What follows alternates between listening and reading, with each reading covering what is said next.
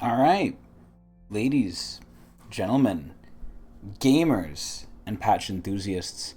Welcome back to the League of Legends patch 12.18 patch, a day late, as usual, as planned, even. So, I'm a little late. I do apologize. It was because of sadness and I was really busy. I still am busy, but we got to do patch notes. So, it was by Riot Riru. So, this is the 2022 Worlds patch. This is the patch that has Worlds.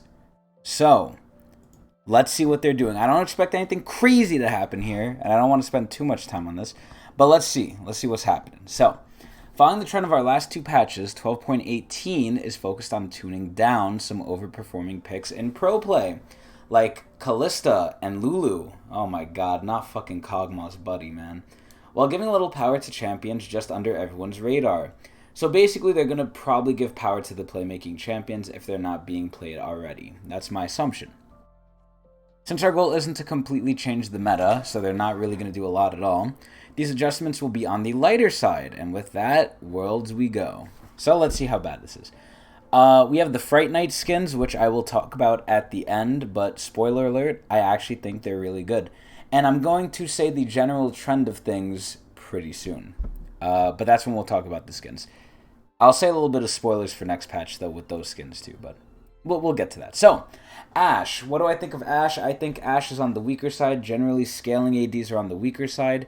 They usually pick... What ends up happening in Worlds or in Pro Play in general is the same three ADCs are picked. I think right now, those three ADCs are Sivir, Zeri, and maybe Aphelios. Maybe. I don't watch too much pro, but I think those are like the trifecta right now. So anyone else is probably considered bad. So Ashe is not in those, so she's probably bad. Let's see what they're buffing. Ashe has recently gained popularity as a support. Nasty. Her power hasn't been quite up to par with other marksmen. True, she takes a while to scale. Once she scales, she's really good. But she has to scale. She is a utility AD after all. We're increasing her damage, finally, to help her shine out a bit more in the meta. So, what does this mean? It means support got better if they buff the W. I hope to dear God they're not buffing the W or ulti, but let's see. So the Q, oh thank God. The bonus attack speed, 40 to 55. Damn, they're actually gaining a lot. Holy shit, I didn't think they'd go up by 15. It's going up by 5 early, 15 later. Honestly, pretty good change. Not bad. Not bad at all. We are not shutting patch notes down. Shut up. Shut up, Auntie. Anyway, Hecarim. I heard... Now, don't take it from me. But I heard Hecarim has been crazy. I saw this clip on TikTok of Hecarim. It was Duanel, which I think is now considered the best Hecarim in the world. Or at least in NA. He's a really popular Hecarim, and he's fucking weird. I was going to say something not safe for stream, but... Oh my god. Why for the fucking patch notes, bruh? Nasty. I need to disable that for patch notes, honestly. But, regardless. What was I gonna say? Yeah, so Hecarim has been kind of crazy. I think the buff to his Q was insane. I think just in general, Hecarim is just wild. The amount of sustain... Well, not even sustain. The amount of armor and MR he gets while healing... from his W plus the new Q buffs. Oh my lord, he feels ridiculous. But yeah, he's probably going to get nerfed. I don't see any way he doesn't get nerfed here. Hecarim came charging out of the gates after his update last patch. I would call it almost a fucking mini rework what they gave him. We're bringing down his overall power with these nerfs, but aiming to reduce his strength of his AD builds. This is the thing they always do. This is the thing they always fucking do. So, Hecarim... really good on AD. They nerf AD. He goes tank. He's really good on tank. Okay, they buff AD. Oh, wow, guys, we buffed AD. Now he's really good on, building damage. Let's nerf him again. They don't know what the fuck to do with this guy. Thankfully, it's not as bad as Rise, but it's still pretty fucking bad. So the base health is going down by a little bit, so they want it to just be squishier. That doesn't solve the problem. The Q scaling is going down. The increased damage per stack is going down with the scaling. And the W post-mitigation healing, which I thought was a little ridiculous, is going down. Remains halved for damage not dealt by Hecarim. Okay. Overall, yeah, they're just toning him down. I think this is fine. Again, this is on the lighter side, and when they meant light, they really meant light. He's slightly worse. Callista, I don't know how the fuck Callista is popular. I can understand for worlds maybe they have a high level of synergy, which is fine. You know, it makes sense. But like, dear sweet fucking God. Dear God, like, is just Callista, I feel like, unbalanceable. Callista is so bad in regular play and so good in pro. It's so sad. Because I think she's such a cool AD. She was the first AD, to my knowledge, that had something in her kit that was infinite. And that was the E. Aside from that, you know, now we have Senna, then Zeri, God knows who the fuck else if you count Veigar as an ADC, but at this point, who doesn't? But yeah, Callista's kind of ridiculous, so what are they doing? She's been popular in pro for a while due to her overwhelmingly dominant laning phase. Yeah, because she's a champion who's meant to be duoed. We're making her a bit more punishable in lane. How are they doing that? They're reducing her health. What does that do? She gets killed easier. Okay, cool. She's still going to be dominant. Unless you're going for hard trades where at that point she gets stat checked, I think, if she's too, like, you know, squishy. I think this doesn't really do shit, but whatever. It's going to make her slightly worse if she gets caught out, I guess. Kayn. I think Kayn is weird. I still don't ever see a situation where you would ever go blue. I think red is just better. I honestly think this champion is just better with red. Better red than dead. That's what I say. Because blue basically means you're dead. I had a fucking Kayn in my game go blue. It annoyed me so much, and then I argued with him. But anyway, I think red is just, you know, the go-to pick. Red is God. Red is love. Red is life. What are they doing? Rost has been winning the preferred Kayn form battle. Yeah, of course, because he's a tank that does damage and heals and doesn't die. Whereas blue goes in, kills like one person maybe, and then dies. Especially in pro play, blue cannot get fed like he usually does. Not only does he offer a surprising amount of damage, yeah, because it's percent health and the durability patch, he's also proving to be a hard-to-kill drain tank. Wow, that's like it's his entire fantasy, just like Aatrox. We want to lean more into our identity as a healing tank. Isn't that the same shit? So we're taking his damage down so he no longer gets the best of both forms. So they want him to not do damage but still heal. But that's weird because he heals based off his damage. So what the fuck does this even mean? So 65% plus 5% max health. It's getting a lower scaling. Okay, so he's doing slightly less damage. Alright, fine, whatever. Fucking nonsense. Nonsense slap on the wrist. Lee Sin, this guy is going to get buffed. If he does not get buffed, Riot is fucking killing him, and it's sad. He's already not good. Lee Sin is fucking trash. Lee Sin deserves to be in the garbage. What are they doing? Would this even be a Worlds patch without a Lee Sin buff? Dude, they love Lee because Lee's a playmaker. Jokes aside, Lee isn't in a great spot right now. Yeah, he never is. He hasn't seen much play in pro recently. Has been struggling quite a bit. Yeah, because he fucking sucks ass. His kit is too hard and he does nothing but kill steal and doesn't do anything with it. He's meant to get the laners ahead, not get himself ahead, but that's all he fucking does. Anyway, I made a whole video about it. We're giving this fan and pro favorite some high skill level skewed buffs. Oh, let's see what they fucking mean by this. His health growth. Wow, he's a little harder to kill. And then his lifesteal and spell vamp. Honestly, I mean, if you go tank Lee Sin, honestly, we can see a shift in Lee Sin eventually. I think Lee Sin, he was always known as like a damage dealer who did nothing. Honestly, maybe eventually he could become like a fighter who doesn't die and kind of heals and just beats the shit out of you like over time. But not as much as, you know, Aatrox or Kayn, but honestly, I could see them going that direction. Imagine Lee Sin is a fucking character who will just keep healing and keep like spamming abilities and won't really die but won't really kill you unless you like let him fester for too long. Honestly, I could see it. This change isn't too bad. I kind of like it. I don't know how the fuck this helps him in pro play though. I could see this happening in a Clown Fiesta, aka NA games, but not in pro play. This doesn't really matter, I think, in pro. Alright, Lulu. Ever since Nami got nerfed, this is probably the de facto best support because Nami's whole combo with Electrocute Bubble got pretty gutted. Regardless, though, you know, there has to be a king on the throne, so to speak, or in this sense, a queen. And that became Lulu, because I always thought Lulu was the best support after Nami. Nami was just so broken with that combo. After they nerfed it, Lulu basically got it by inheriting it. She didn't really earn it, she inherited it. Now, an assassin came for her. And the assassin is Riot Games' balance team. So let's see. I mean, I actually agree with whatever decision they make. I think Lulu is too fucking good. I think she's overloaded. Obviously, when paired with Kog'Maw, it's ridiculous. But just overall, in general, I think she does a lot if you're skilled at her. And we're talking about pro play here, so they're going to be skilled at her. And I don't think she's particularly too hard to even play either. So what are they doing? Lulu has been the best enchanter on the Rift as of late. Yeah, because Nami got nerfed. Not only is she great at keeping her carries alive, but she brings boatloads of utility to her team. She can run the fucking lane if she really wants. She can do anything. She could peel, she can engage, she can buff, she can fuck the enemy, she could hard CC them. It's crazy. Excuse me. It's crazy what she fucking does. But anyway, she's overloaded as fuck. They're probably going to tune down her numbers. Okay, anyway. What are they doing? Movement speed of Whimsy is going down by 5, so they're nerfing her engage a little bit. The disable duration is going down. That's good. Damn, they're kind of hard nerfing her. Holy shit. And then the cooldown is going up by 2 seconds. Damn. Holy shit. Honestly, not ignorable. Not too crazy, although it's like a death by 1,000 cuts sort of thing. Not ignorable. Ugh, yeah, I mean, she's still good. She's still definitely good, but oh man.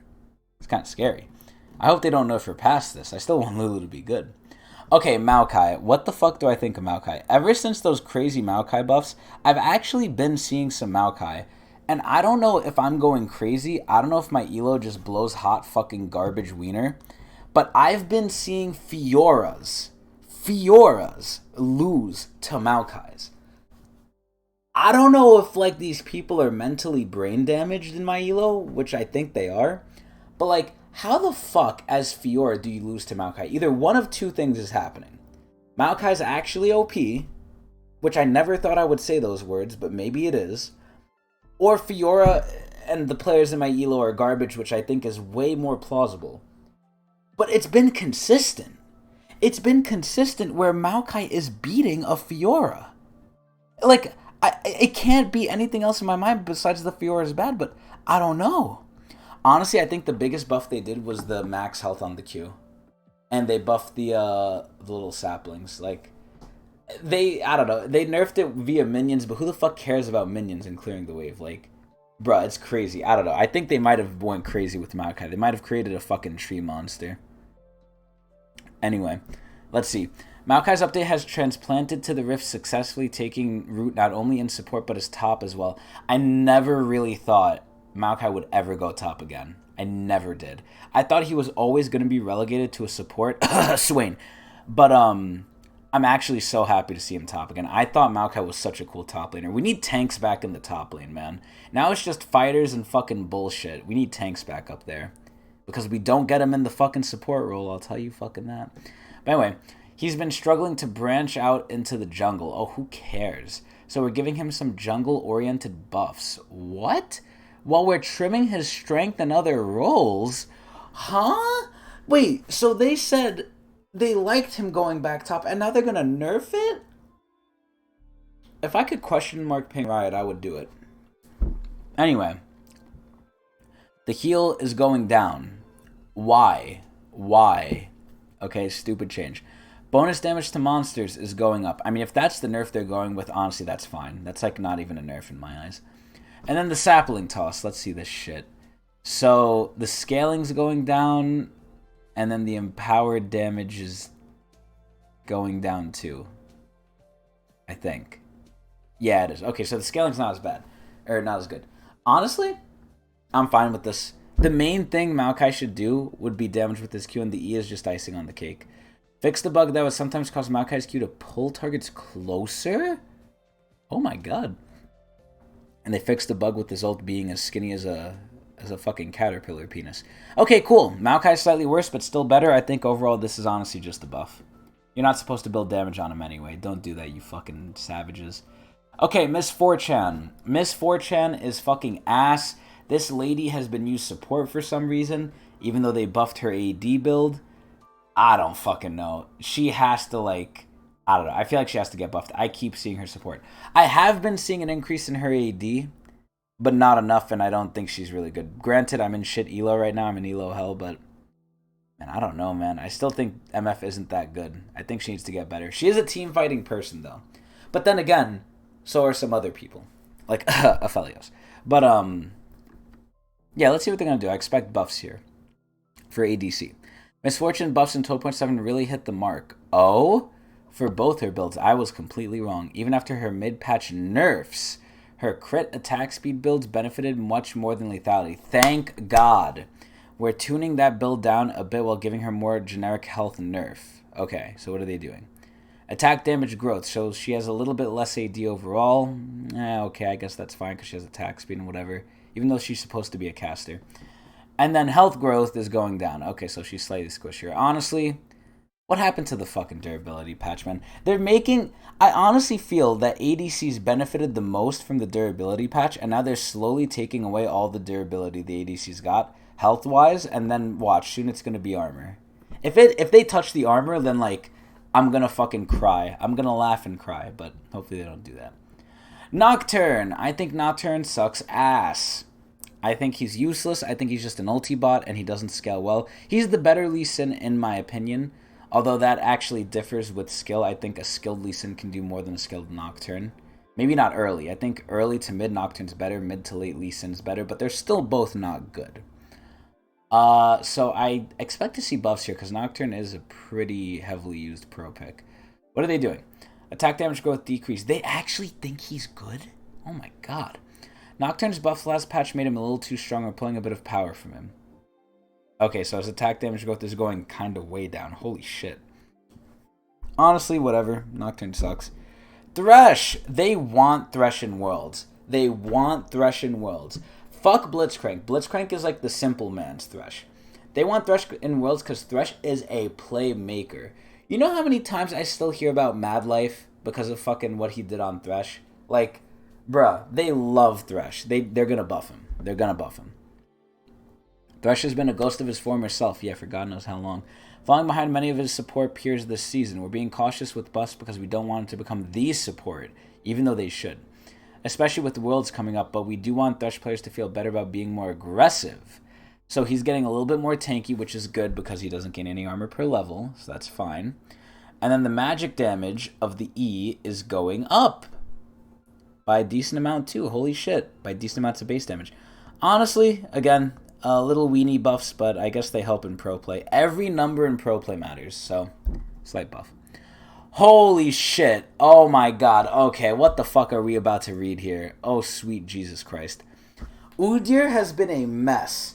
Udyr, I'm gonna put it forth. I don't like the new Udyr. I don't. I miss the dot. I miss the 3-hit passive. It feels more unfun to play now. Because number one, I feel like only one build is good on Udyr. Before you had two. You had Tiger, you had Phoenix. Now you realistically only have one build that's good. Phoenix. Which now is like Cryo Phoenix. But realistically speaking, Udyr was a lot more fun before his rework. One, because you weren't stuck to having to switch to forms. The form didn't fizzle out too quickly. What happens with Udyr now is his form fizzles out really fucking quickly. You only get 2 autos. Your first 2 autos, again, barring maybe Phoenix, are like the main point of your kit. And also barring, you know, the Ram one, the Boar one. So, or not the Boar, the Ram. Barring the Ram, which is 1 auto, everything else only affects the first 2 autos. So after those first 2 autos, you kind of feel like shit. And the problem is, it's not fun. You have a very big power spike with those first 2 autos, but after that, it's like, you know, I'm just here with my fucking Udyr weenie out. Cool. With the old Udyr, you could wait for that 3rd proc, but you would do it 2 times once you got to a certain amount of attack speed. Like, the form didn't feel like shit after the first 2 autos, now it does. Now you're incentivized way more to switch, where before you could kind of sit on the form a little bit and get more use out of it. I personally think it's more unfun. I think Udyr overall is better, because they literally just put more into his base kit. which, that's just hands down going to be better. But I don't like it because I think it's unfun, and it's probably a balancing nightmare because Phoenix is OP, and I hope they buff Tiger, which is aka, Volibear form. Let's see what they're doing.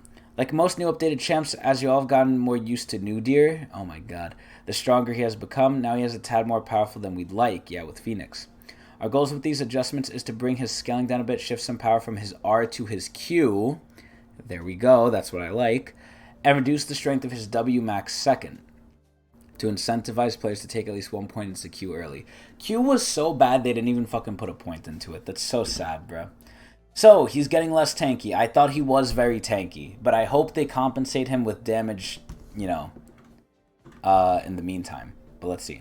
So, the mana cost for Q is going down to 20. Thank fuck. That's actually different from all the rest. That's actually insane. But that's really good. So the Empowered Lightning Strike AP ratio is going up, so you're still incentivized to build AP. This is kind of disgusting. Udyr's first two attacks gain 50 range.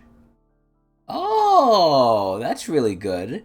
Awakened Q now deals an additional 2 to 5% max health physical damage on the first two attacks. Damn. Holy shit. Wow. Okay, that's a good buff. Holy fuck. Wow. Okay, so the W percent HP heal is going down. That's fine. It's not going down by much. The shield is going down by a 0.5%. That's fine. And then the lifesteal is scaling. That's perfectly fine. But again, it goes counterintuitive to what the form does. You're supposed to put, or at least the way the kit is designed, you're putting the power into the first two autos. After the first two autos are gone, which you have the attack speed for, now you're going to try and lifesteal with it, but it's going to feel like fucking shit. Or maybe it's only for the first 2 hours that you get this lifesteal. I actually don't remember. But either way, I actually think this is okay. It just needs to feel good. I don't think Udyr feels good. I think he is good. He just doesn't feel good after the first 2 hours. That's my biggest gripe with him. And then R, the fucking Anivia Cryo Phoenix bullshit. They are going to nerf this. Yep. Base damage and scaling got nerfed. And then damage to minions also got nerfed because no matter where you went, you were doing this. Honestly, this is fine. I feel like they buffed Q Udyr more than they nerfed R Udyr, which is great. Next. Oh, wow, that was all the fucking balance changes. Holy shit. Alright, competitive. I will actually read this. When autofill protection was initially introduced, support was by far the least popular role. However, role preferences have shifted over time. Yeah, you want to know why? Because people now don't go supports, they go mages. So you don't need to find a support now. You hope Pokemon is your Christmas present? I hope so too, sir. Wait, what Pokemon? You talking about the new ones? Violet and whatever the fuck? Bruh, I would, fuck it, you can just buy those. But it's always good to get a gift. I mean, personally, I would just buy them straight out. I would just, I wouldn't even wait for Christmas. I'd buy them when they release, but it's always nice to get a gift. Especially if you don't have money, and considering you're in college dorming, you probably don't have money. But anyway, I don't want to assume. Oh, my stream. Oh, yo, you put a kappa, bruh. Hell no. Yo, you got me fucked up. Because at that point, I can't even record it. I don't have anything to record the Switch. But anyway, this is patch notes. We'll talk about this later. So, when autofill protection was introduced, support was, not used. Now it's used because they're not playing support anymore. Around a year ago, we made a behind-the-scenes change to proactively protect players from autofill if they were queuing for high-demand positions. The fuck does that even mean? We're pulling back the curtain now and indicating which roles are in high demand. Oh, shit. Wait, that's so good. Wait, now you can actively choose... Oh, my God, don't fucking put those there. Now you can actively choose to have your queue times be lower because you'll know what's, in demand. That's actually fucking really fucking good. Holy shit. This change, epic. Anyway. Now you can decide if you'd like to queue for one of those roles to avoid being auto-filled. Nice. Selecting a priority role will protect you from being auto-filled only in your upcoming game. Guaranteed autofill protection when queuing as support or queuing as fill has been removed. Oh my god. So you can put support and not get support. That's insane. Players will still receive autofill protection for 2 games after playing a game while autofilled. Thank god. Oh, you gotta go to sleep. Have a good night, Slayer. Damn, that's quick. Alright, behavioral system. Players you have recently honored or have recently honored you will show up in the suggested party members. Wow. And then mythic content. Okay, they're rotating shit out. Cool, no one cares. Ember Woken Chromas are out. No one cares. Ashen Knight's Pantheon has been changed, his name, because the whole Ashen skin line is getting flack because they're not like Pike, and Pike was the best one. At least that's what I've heard from the community.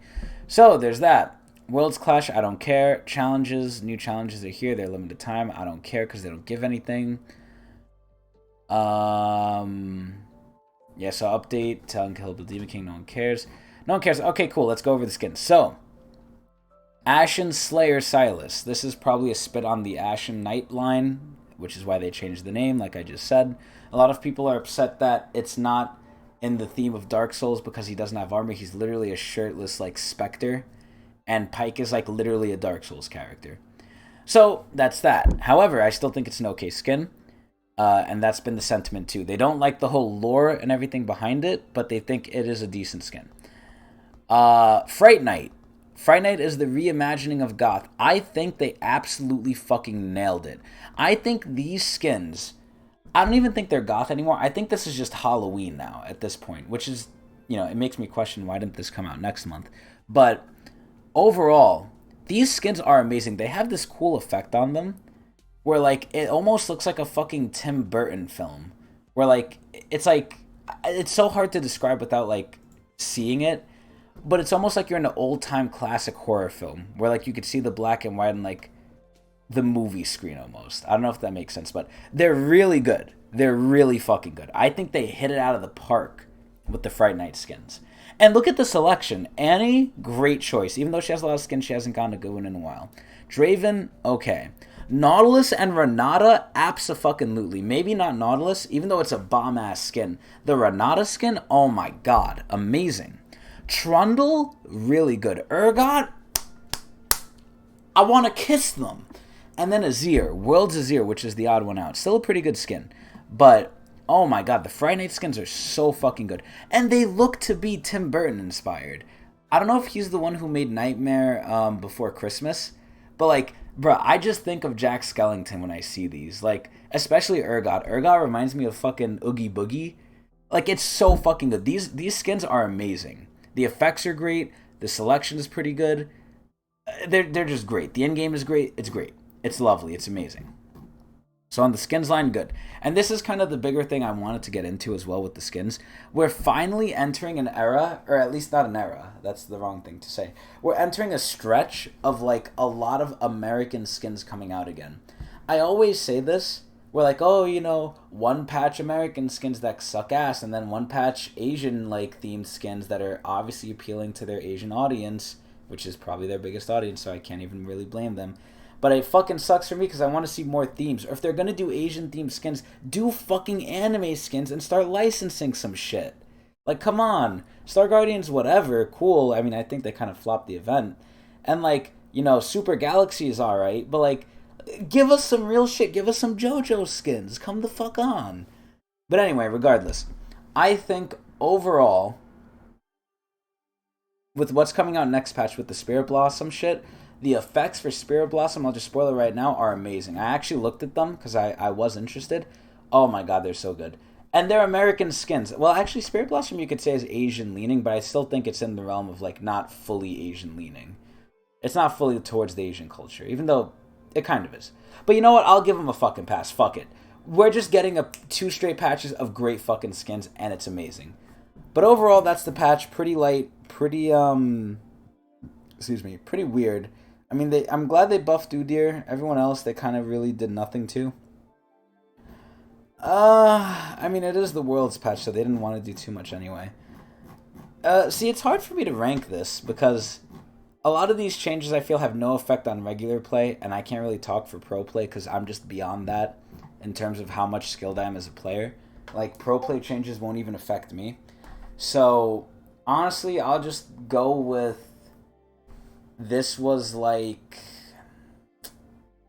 Oh man, this is tough. Honestly, you know what? Just because of the skins in general, I'll give this one a 6 out of 10. Not much happened, but I didn't expect it to. I would say 5 out of 10 is more just baseline, like it's a whatever patch. I'm indifferent. I like this patch slightly because of the skins, but everything else doesn't really affect me and I don't care. So yeah, 6 out of 10, Mark Merrills. Hope you guys enjoyed. I'll be back in hopefully 2 weeks if I'm not dead, because I want to die, because I hate my situation. But that's a story for another video. Anyway, 6 out of 10 Mark Mells. Hope you guys enjoyed. I'm out of here.